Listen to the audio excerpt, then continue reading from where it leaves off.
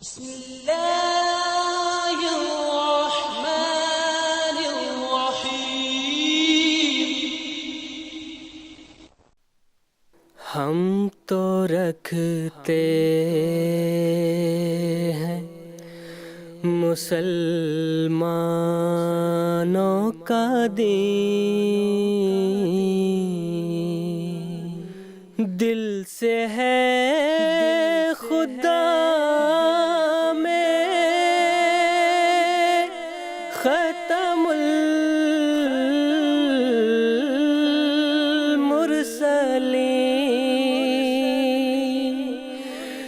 دل سے ہے خدا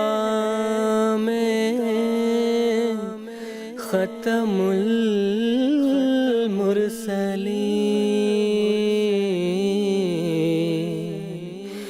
ختم المرسلین۔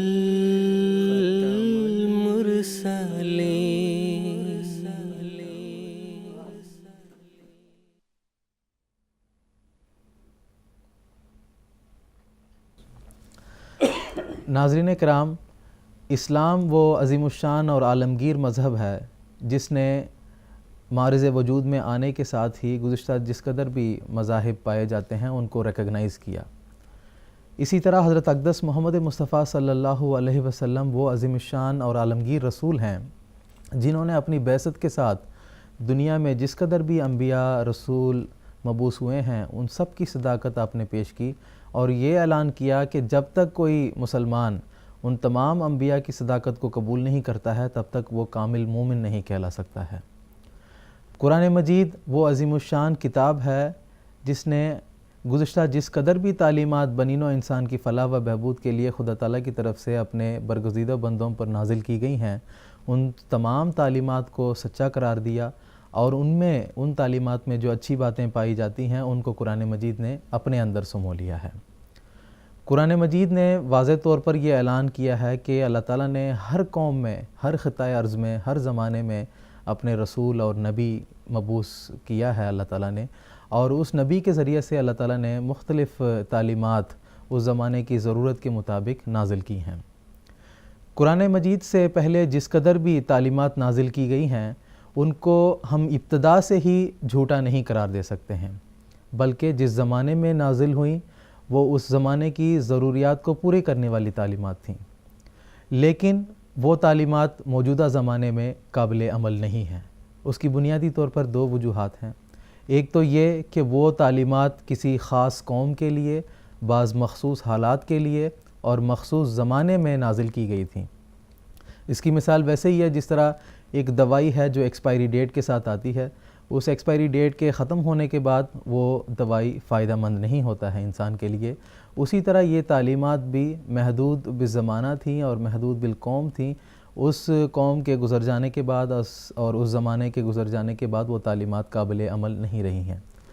دوسری بنیادی وجہ ان تعلیمات کے یعنی قرآن مجید سے پہلے جس قدر بھی تعلیمات نازل ہوئی ہیں ان کے قابل عمل نہ ہونے کی دوسری وجہ یہ ہے کہ خدا تعالیٰ نے ان تعلیمات کی تائید چھوڑ دی ہے،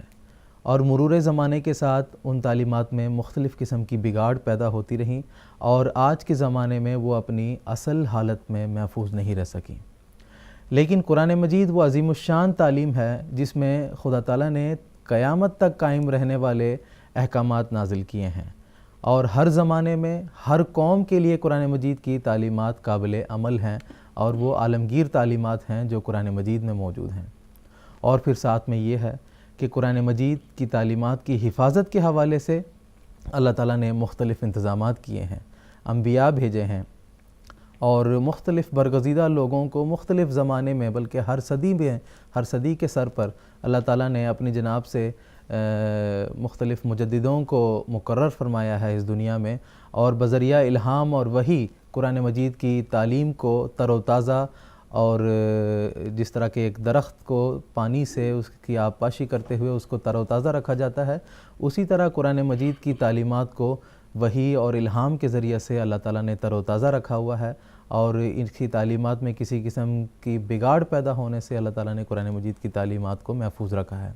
اور اسی غرض سے خصوصی طور پر آخری زمانے میں اللہ تعالیٰ نے حضرت اقدس مرزا غلام احمد صاحب قادیانی مسیح موعود و مہدی موعود علیہ الصلوۃ والسلام جو جماعت احمدیہ کے بانی ہیں ان کو مبعوث فرمایا، تاکہ قرآن مجید کی جو تعلیمات ہیں اس کو اثر نو دنیا کے سامنے اس کی اصل خوبصورتی کے ساتھ، جس طرح کہ حضرت اقدس محمد مصطفیٰ صلی اللہ علیہ وسلم کے زمانے میں قرآن مجید کی تعلیمات پر لوگ عمل کرتے تھے، مسلمان عمل کرتے تھے، انہی تعلیمات کو اثر نو دنیا کے سامنے پیش کرنے کے لیے اس زمانے میں اللہ تعالیٰ نے بانی جماعت احمدیہ حضرت اقدس مرزا غلام احمد صاحب قادیانی علیہ الصلوۃ والسلام کو مبعوث کیا، جن کے ذریعے سے جس طرح کے احادیث کی بھی پیش گوئیاں تھیں کہ یقیم الشریعہ، کہ آپ صلی اللہ علیہ وسلم نے قرآن مجید کی تعلیمات کو اثر نو دنیا میں قائم کیا، اور قرآن مجید کی تعلیمات کی خوبصورتی اور اس میں جو امن بخش تعلیمات پائی جاتی ہیں اس سے دنیا کو روشناس کیا، اور آپ کے بعد آپ علیہ الصلوۃ والسلام کے خلفائے کرام کے ذریعے سے جماعت احمدیہ اس مشن کو پورا کر رہی ہے